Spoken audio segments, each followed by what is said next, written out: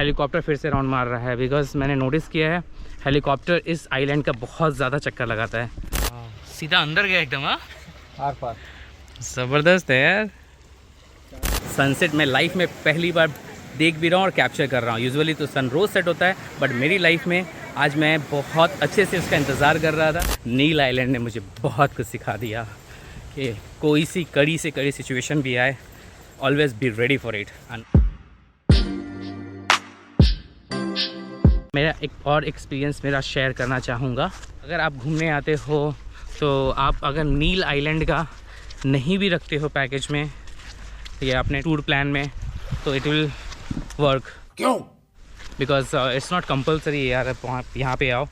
Because क्या होता है कि आप पोर्ट ब्लेयर में, जहाँ पे आप नॉर्थ पे जाते हो, रॉस आइलैंड पे जाते हो, उसके बाद फिर हैवलॉक में एलिफेंट बीच पे जाते हैं, राधानगर बीच पे जाते हैं और काला पत्थर बीच पे जाते हैं। तो इतने सारे बीच पे जब जाते हैं ना तो मन भर जाता है बीच से। और यहाँ भी आपको आके वही मिलने वाला है, कुछ नया या कुछ डिफरेंट नहीं मिलेगा। तो इट्स माई पर्सनल थॉट। आपको मैं मना नहीं कर रहा हूँ, क्योंकि मैं तो दिखा ही रहा हूँ यहाँ क्या क्या ऑप्शंस है। लेकिन अगर आप के पास टाइम कम है तो you can skip this place, it's not that much worth. और देखो अभी ये वापस से एक होटल है जिसका ये बीच हो जाता है, और लोग ये बोल के बेचेंगे कि सर हमारा प्राइवेट बीच है। तो है बेसिकली, क्योंकि इसकी प्रॉपर्टी के सामने ही है ये बीच, तो बोल देंगे प्राइवेट बीच है। तो अब देख लो, जैसा सेम हमें भी मेरे होटल में मिला था हैवलॉक में, और पूरा नील आइलैंड में भी मुझे वैसा ही मिला है। पर नील आइलैंड में थोड़ा सा कीचड़ से होते हुए, कीचड़ नहीं है, गंदा पानी, बारिश का पानी है, उससे होते हुए जाना पड़ेगा। हैवलॉक में तो डायरेक्ट था। तो यहाँ पे काफ़ी सारे ऐसे होटल्स आपको मिल जाएंगे जो बीच से कनेक्टेड रहेंगे। तो अगर एक आध बीच आप स्किप भी करते हो तो आपका कुछ बड़ा नुकसान नहीं होगा, बिकॉज आप बीच के सामने ही रहने वाले हो। Any how her beach same होता है, बस उसका एंड पॉइंट थोड़ा डिफरेंट होता है। ये बड़ी अच्छी बात कही आप। वही बात है, आज मेरी ट्रैकिंग हो रही है। मैं पूरा नील आइलैंड कवर कर रहा हूँ by walking. Isn't it great? तो गाइस, जब मैं वॉक कर रहा था तो मैंने कुछ डिफरेंट एक्सपीरियंस किया, तो मैंने सोचा अगर आपको भी दिखाऊं। तो देखो ये इस लैंड के रूट को देखो,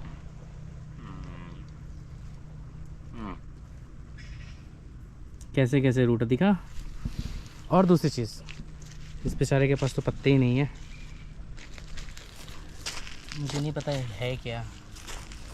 तो ऐसा लग रहा है ना कुछ नोकीला सा ज़मीन में डाल के रखा हुआ है कि किसी की गाड़ी चलेगी तो यहाँ से पंचर हो जाएगी। अब वो गाड़ी कौन सी पता नहीं, ऐसा ना हो हम ही पंचर हो जाएं। दिमाग खराब है क्या? उल्टी सीधी बातें क्यों करता? उल्टा पैदा हुआ था क्या? चलो चलते हैं, कीप मूविंग। हर जगह पानी है, बीच में थोड़ा सा छोटा सा आइलैंड, एकदम मिनी आइलैंड, और उसके बीच में एक दरख्त लगा हुआ। ऐसा कई सारा है यहाँ पे, और this is really so beautiful यार, बहुत खूबसूरत दिख रहा है। और लगता है ना हेलीकॉप्टर फिर से राउंड मार रहा है, बिकॉज मैंने नोटिस किया है हेलीकॉप्टर इस आइलैंड का बहुत ज़्यादा चक्कर लगाता है, और मुझे आवाज़ आना शुरू हो गई है। तो ऐसा लग रहा है मुझे कि कहीं नियर बाई ही है। ओके, देखते हैं, अगर आता तो मैं आपको दिखाऊंगा, लेकिन वो दिखता नहीं है आसमान में, गोप्रो से नहीं दिखता है। खतरनाक शॉट है यार, वाह, सीधा अंदर गया एकदम। आर पार ज़बरदस्त है यार। चारा ये। हाँ वही, हम लोग नहीं पकड़ा ना सर। चारा यही तो बनाना पड़ेगा, वेट बना के डीप वाटर जाएंगे। अच्छा, जाके एक पानी में। ओके, तो इजीली मिल जाएगा फिर, सही है। हाँ, अभी तक मेरी ट्रैकिंग चली रही है, कंप्लीट नहीं हुआ है। एक्चुअली क्या हुआ, रास्ते में मुझे दो लोग मिल गए, वो लोग फ़िशिंग कर रहे थे। फ़िशिंग मतलब एक पतली सी लकड़ी ली है, उस पर रबर लगा ऊपर, और फ़िश को पानी में एकदम करीब से देखते थे, शॉट करते थे ऊपर से। ज़बरदस्त तरीका था। तो मैंने बोला यार इतना छोटी छोटी फ़िश का क्या करोगे? तो उन्होंने बताया कि ये फ़िश एक तरह से इशारा है बड़ी फ़िश के लिए। कई सारी फ़िश पकड़ेंगे और सबको बांध कर समंदर में थोड़ा अंदर जाएंगे डीप, इस लेवल तक, उसके बाद बड़ी वाली फ़िश पकड़ेंगे। क्या बढ़िया था गुरु। और फिर वो ले जाकर घर पे बनाकर खाएंगे, तो वो इनका डिनर होगा। तो डिनर की तैयारी चल रही है। मैं ज़्यादा टाइम वहाँ पे रुक नहीं सका, बिकॉज़ मुझे सनसेट पॉइंट पे जाना था, और सन एकदम सेट होने को तैयार हो गया है। और मुझे तो अब ऐसा लग रहा है कि मैं मिस ना कर दूँ। ज़्यादा दूर नहीं बचा है, अब थोड़ी ही दूरी है, तो देखते हूँ कितनी जल्दी पहुँच जाता हूँ मैं। ये कॉर्नर है, ये कॉर्नर, मुझे वहीं पे जाना है। गूगल मैप में चेक किया तो बता रहा है कि only 1 kilometre left, and by walking 1 kilometre is like 10 to 15 minute, क्योंकि सैंड पे चलना पड़ रहा है। और यहाँ का ड्रोन शॉट कैसा लगा? ये ड्रोन शॉट एक्चुअली आप बोल सकते हो भरतपुर एंड लक्ष्मणपुर दोनों के बीच का ड्रोन शॉट था। भरतपुर बीच पे बहुत कुछ दिखाने के लिए था, दिखाने के लिए मतलब बहुत सारे शेल्स के, सी के जो शेल्स होते हैं उसके स्टोर्स थे और रेस्टोरेंट्स थे काफ़ी सारे, और 2-3 बड़ी बड़ी फ़िश थी जो मैंने आपको दिखाया। एक्चुअली वो फ़िश का मतलब मेरे को समझ में नहीं आ रहा कौन सी फ़िश है, और वो हम मुस्लिम में खाना जायज़ है नहीं है, मुझे वो आइडिया भी नहीं था। तौबा तौबा तौबा, थारा मूड ख़राब कर दिया। तो बेसिकली इसकी वजह से मैंने उसको स्किप किया और अब वहाँ से निकल गया।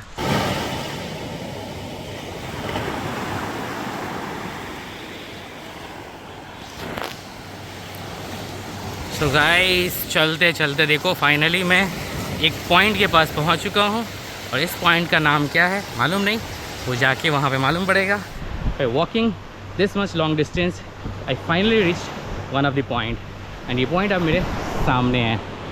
सो I will try to have some nariyal पानी and then I will move on. सामने है बीच और मेरे हाथ में नारियल पानी, एंड सनसेट का टाइम है। It's full on fun time, peace time, and I am having fun after very long walk.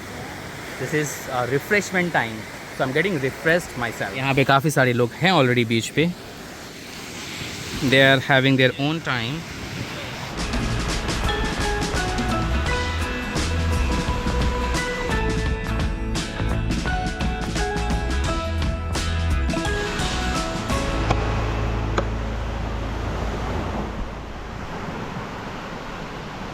ये देखिए मेरे नारियल पानी से इतना सारा क्रीम मिला, so it's time to enjoy the cream.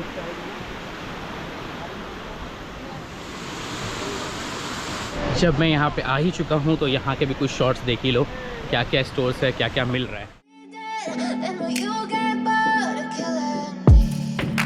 Silhouettes of you are like a taunt. Never really know just what you want. With you I don't ever feel calm. I can feel the sweat inside my palms. Play with me like cats and a string. You don't understand the pain it brings. You don't ever wanna give me wings. You don't ever wanna set me free. You know I'm addicted to you, and it's twisted, you've been gifted with the evil voodoo. Got me coming back for more, even when I've been screwed. Dolls full of pins, pierce my heart straight through. I got issues in my head, I like you in my bed, but you keep me on red. Oh, everything is like a test, I better not text or I'll come off test. So अब मुझे लक्ष्मणपुर बीच 1 को अलविदा कहना पड़ेगा, because I got to go to the sunset point which is just little bit ahead, और बाकी सारे tourist भी वहीं जाते हैं वॉक करके। सो हम डिफरेंट क्यों, अब तक डिफरेंट किया काफ़ी नहीं था, तो अब इतना डिफरेंट काफ़ी है। चलो I got to run because the sun is about to set and काफ़ी डार्क हो जाएगा। उसके बाद फिर मुझे half an hour and I think more than that I got to walk, but I am ready for it, क्योंकि जब आज मैंने वॉकिंग करके ट्रिप शुरू की तो ख़त्म भी मैं वॉकिंग करके ही करूँगा। But I will find somewhere I can get massage, I will try to do it. चलो आगे मिलते हैं, बहुत हो गई बातें। यहाँ पे कुछ खाना हो तो ये सारी चीज़ें मिल सकती है आपको, रेट भी रिजनेबल है, और candle light table charge free. यहाँ पे बैठ के शाम को लगता है लोग लुत्फ़ उठाते हैं खाने का।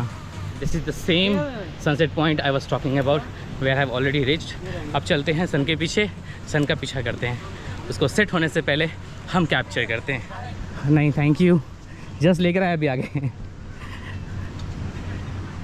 है सन हमारे लिए, my god this is what I was looking for. अभी सबसे पहला काम ये करना पड़ेगा कि that I got to change the battery, और इसके बाद मैं हाइपरलैप्स मोड में डालूँगा, so I can get a best shot of sunset.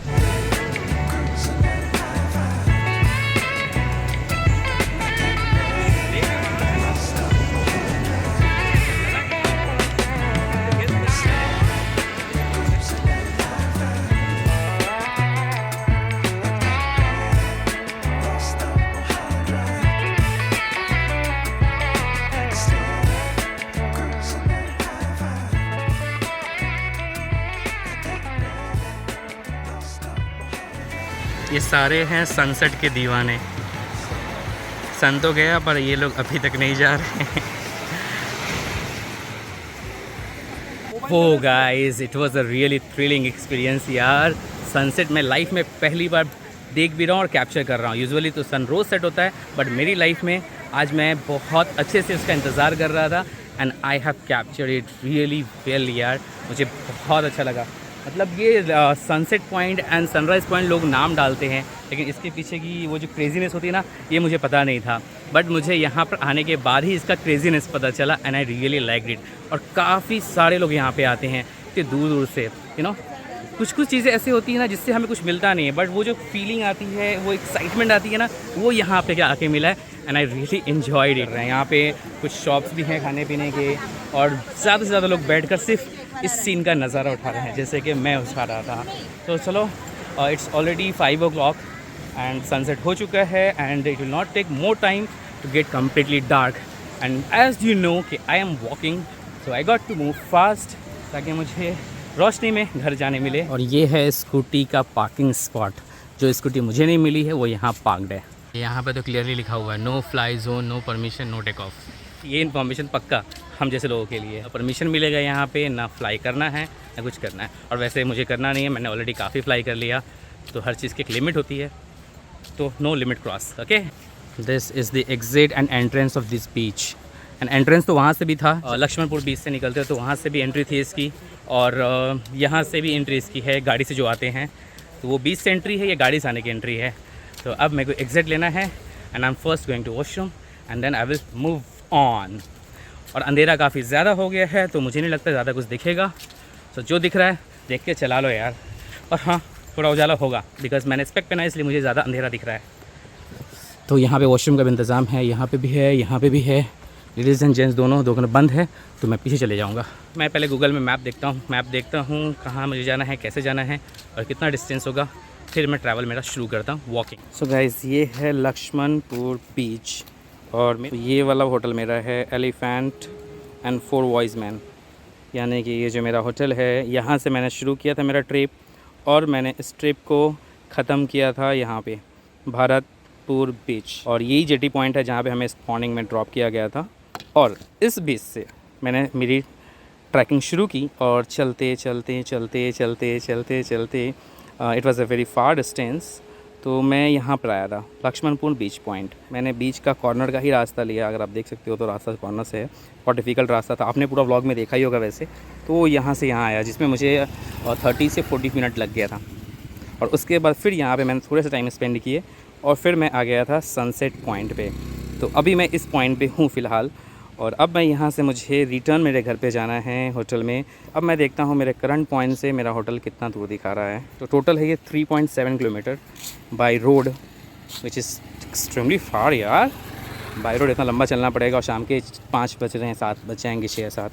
तो मेरे को अब ये स्टार्ट करना पड़ेगा ट्रिप। अगर मुझे स्कूटी मिल चुका होता तो मुझे इतना लंबा चलना नहीं पड़ता, पर कोई गल नहीं यार। सच बताऊँ तो मैंने ज़िंदगी में इतना नहीं चला है। चला जल्दी करा। तो आज मैं ये चलूँगा, और I am going to take the experience of this also. So this is the additional thing in my life.